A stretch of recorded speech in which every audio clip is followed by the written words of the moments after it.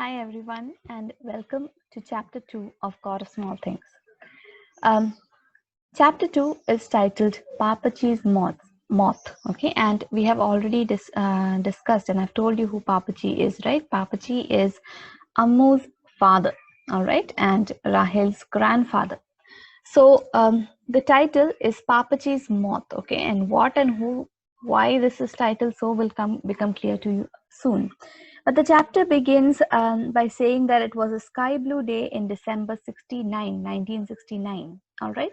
And you know, when she says that in the bracket, she writes 19 is silent. Now, any mature reader will not need such kind of a clarification. But because this narrative is written in the perspective of a child, uh, she feels the need to clarify that. Okay.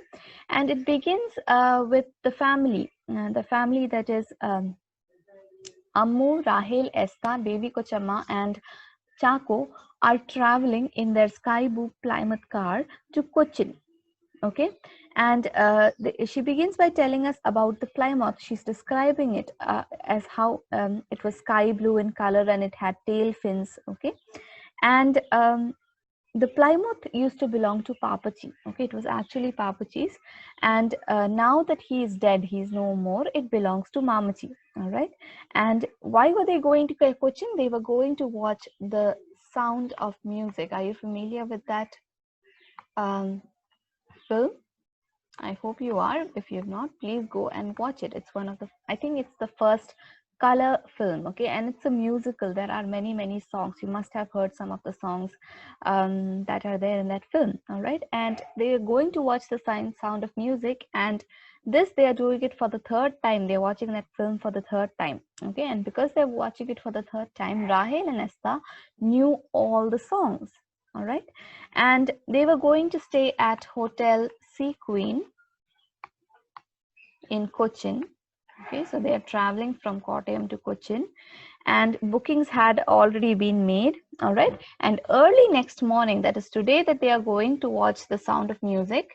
They will be staying in Hotel Sea Queen. Okay, and early next morning, they will be going to the airport to collect Sophie Moll, who's coming. Sophie Moll and Margaret Kochama, remember, Chaco's wife and daughter. They are coming from London. Okay, so they will be going to collect them from the airport. All right, and they were going to spend their Christmas holidays. Margaret Kochama and Sophie Moll are going to spend their Christmas holidays in Imanam. And why that is happening is because Margaret Kochama, after leaving Chaco, had married a second time. She had married a man called Joe. All right, and this Joe had been killed in a car accident. Okay, so that is why they were very sad, obviously. And when Chaco heard about it, he invited them to spend Christmas at Imanam instead of, you know, being sad and lonely in London. And Ammu says here that Chakor had never stopped loving Margaret Kochama, okay, but Mamachi disagreed. She, because you know this is her son and she's very proud of her son. She said that no, he never even loved her in the first place. All right, Rahel and Esther had never met Sophie Moll, but they had heard a lot about her, especially through this last week. അതായത് സോഫി മോൾ മരണത്തിന്റെ ആ ഒരാഴ്ച മുമ്പത്തെ സമയത്തിനെ കുറിച്ചാണ് പറയുന്നത്. Okay, and Rahel is very cleverly naming this week as What Will Sophie Moll Think?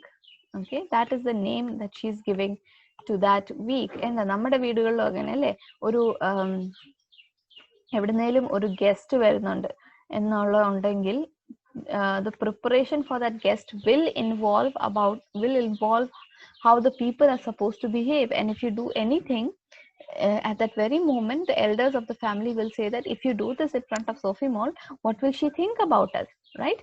So it was the What Will Sophie Moll Think week. Whatever they had been doing, they were reprimanded, they were scolded for all the things that they were doing. All right, and the whole week Baby Kochama kept listening to the twins conversation to try and find out if they are talking in Malayalam സംസാരിക്കുന്നുണ്ടെങ്കിൽ അന്നേരം fine അടിക്കും.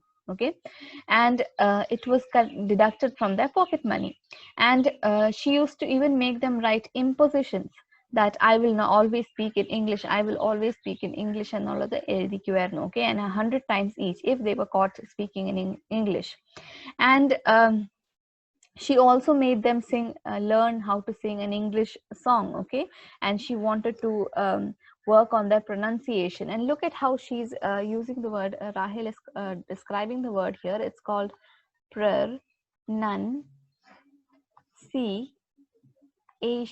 This is how she spells pronunciation, just as how it is described probably by baby Kochama, okay?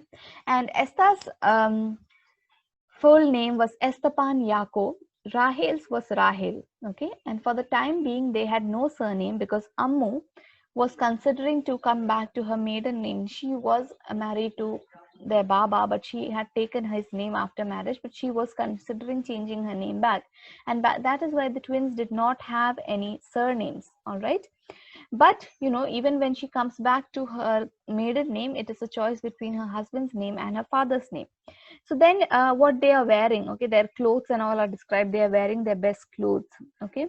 And there was, her airport frock was an Amu suitcase, okay? That is very, very Indian, very, very Indian thing to do, അല്ലേ? നല്ല frock എടുത്ത് suit കേസിൽ മടക്കി വെച്ചുകൊണ്ടാണ് പോകുന്നത്. എയർപോർട്ടിൽ പോകാൻ വേണ്ടി പ്രത്യേകമായിട്ടുള്ള ഒരു ഫ്രോക്ക് മേടിക്കുക. നമ്മളൊക്കെ ഇപ്പോഴും ചെയ്യും അങ്ങനത്തെ കാര്യങ്ങൾ, അല്ലേ? So Chaco was driving, and he is Amu's brother. He is 4 years elder than Amu. Okay, but Rahel says that they did not call him Chachin. Okay, because when he called them Chachin, he would call them Chetan and Chetati. If they called him Ammavan, he would call them Apoi and Ammai. Okay, if they called him uncle, he called them auntie. So they were very embarrassed by all these things that Chaco did. So instead of calling him any of those names, they would call him call him his name, Chaco. Okay. And now something about Chaco is described. The Chaco room, okay, is full of books. And he had this habit where, you know, suddenly when he's talking, he wants to act like a philosopher. So he'll start reciting lines from famous books. Okay, so here an example is given of about how he's reciting some lines from The Great Gatsby.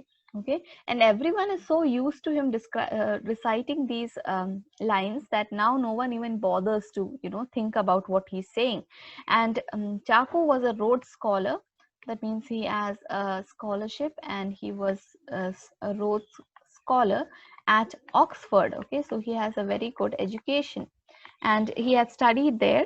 All right, and that is why he was allowed to have such eccentricities according to Rahel. All right, and in the Plymouth, Ammu was sitting next to Chaco. Okay, and that year she was 27 years old. Ammu was 27 years old that year. All right, and she also had thought that, you know, a college education was unnecessary for Ammu. All right, and that is why she had stayed in Imanam all her life. Okay, but not all her life. Like her father was working in Delhi. Papaji was working in Delhi, and that time she was in Delhi. And after her father got retired, they came back to Imanam, and Ammu was not allowed to go to college. All right, and the only thing that Ammu was allowed to do at that time is to sit at home and wait for marriage proposals. But because her father did not have a suitable dowry, okay, it's not that they were not rich, but he did not have a good enough dowry, and that is why, you know, no proposals came Ammu's way.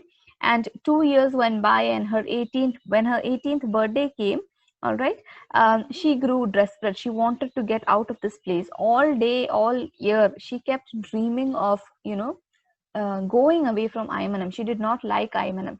She wanted to go away from Imanam mainly to escape from her father, who was very, very ill-tempered, okay, and her mother, who was suffering under her father. And finally, one summer, Papaji agreed to send Ammu to their aunt who lived in Calcutta. Okay, and there, when she was visiting her aunt in Calcutta, in another wedding reception, that is where Ammu met her future husband. Okay, and this husband was working in Assam. He was an assistant manager in a tea estate. Okay, and his family were once zamindars who had migrated to Calcutta from from East Bengal, which is now part of Bangladesh now. All right, and he was a small man, but he was well built. He was pleasant looking, and he wore those old-fashioned round-rimmed spectacles. He was 25 that year when Ammu was 18, and he has been working in tea estates for 6 years. All right. and he never went to college, just like Ammu. And after 5 days, after only 5 days of meeting Ammu, he proposed to Ammu, and Ammu wasn't in love with him, and she did not even pretend to be in love with him. Okay, she just thought about it, and she thought that, anything is better than returning to Aymanam. Okay, so the only reason why she accepted his proposal was to get away from Aymanam, and she accepted his proposal. She wrote a letter to her parents, but obviously they did not. They are Syrian Christians. They did not agree to this marriage, so they did not reply to that letter. So Ammu had an elaborate Calcutta wedding, and later, she realized that, when she had looked at her bridegroom on the day of her wedding, she thought that he was excited for the wedding, but actually it was 8 large pegs of whiskey. So he was a drunkard. He was an alcoholic person. All right. And Ammu's father-in-law was a chairman of the railway board, and he had gifted the couple a Fiat car ഒക്കെ gift ആയിട്ട് കൊടുത്തിരുന്നു. But as soon as the wedding was over, he himself took the car away. All right. And when Ammu and her husband moved to Assam, Ammu was a very, very beautiful young lady. All right. And if planters and take a club, she was a very famous personality, because she used to wear these backless blouses, and she used to wear very beautiful saris and very small, nice looking purses. She used to smoke long cigarettes. Okay.